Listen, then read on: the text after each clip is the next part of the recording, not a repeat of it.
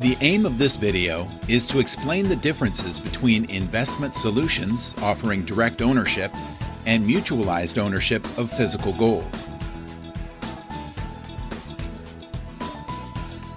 Two of the most important risks for investors in this financial crisis when investing in gold are counterparty risk. This is the risk investors face when they hold their investment through an intermediary instead of directly. They are exposed to the risk of counterparty default and the risk of not really holding physical gold and the impossibility of verifying its existence. As regards counterparty risks, the failures of MF Global and Sentinel Asset Management are quite revealing. Both corporations were either selling gold paper certificates or gold stored within the banking system. But in both cases, investors were not the direct owners of their gold. Their gold was held by MF Global and Sentinel Asset Management. In both cases, investors didn't have access to their gold and couldn't verify it or take delivery of it in a timely manner. They were thus exposed to the risk of counterparty default and have fallen victims to those two companies. There are differences at many levels. By definition, mutualized ownership is a means of owning gold alongside other investors. The same bar is thus owned by many investors, each investor owning a part but not the whole bar. Direct ownership means an investor directly and totally owns a bar or ingot in his own name. In other words, an investor may either own a part of a gold bar or 100% of it. In the case of mutualized gold, storage certificates are issued in the form of a list including all the client's account numbers and a list of the gold bar's serial numbers. It is issued by the storage partner, thus it is global and not personally assigned. In the case of direct ownership, a unique storage certificate is issued for each client by the storage partner. It is unique, issued for each client, and it mentions precisely the client's first and last names as well as the serial numbers of the bars he owns. In one case, the storage certificate is global and not personally assigned, and in the other it is unique, personal, and it shows the exact identity of the client and the serial numbers of the bars he owns, which constitutes a full name ownership certificate.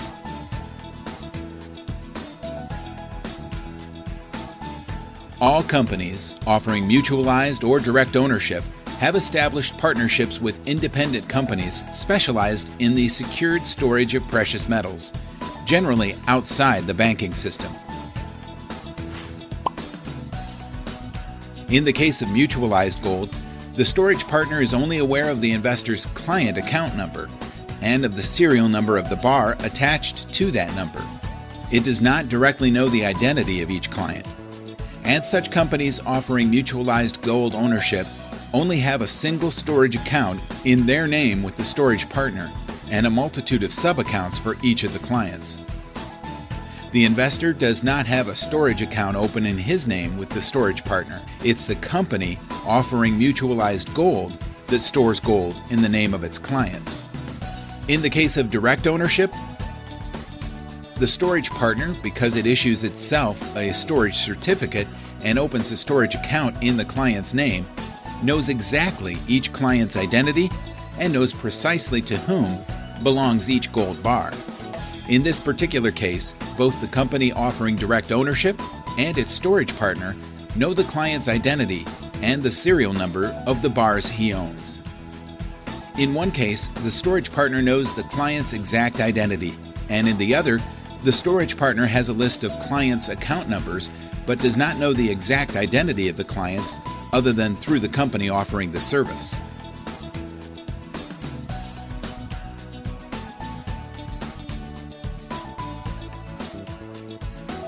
In the case of mutualized gold, it is generally more difficult, even impossible, to physically access one's gold.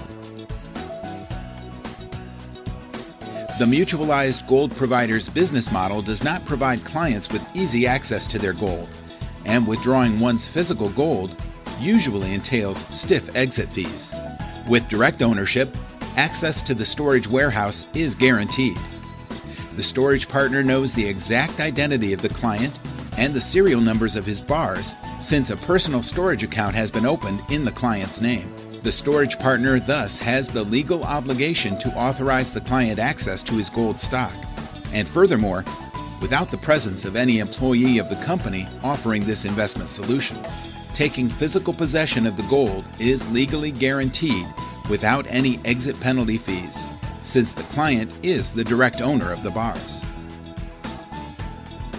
Owning mutualized gold is less costly than direct ownership, which can be explained by additional costs inherent to owning gold directly in one's name.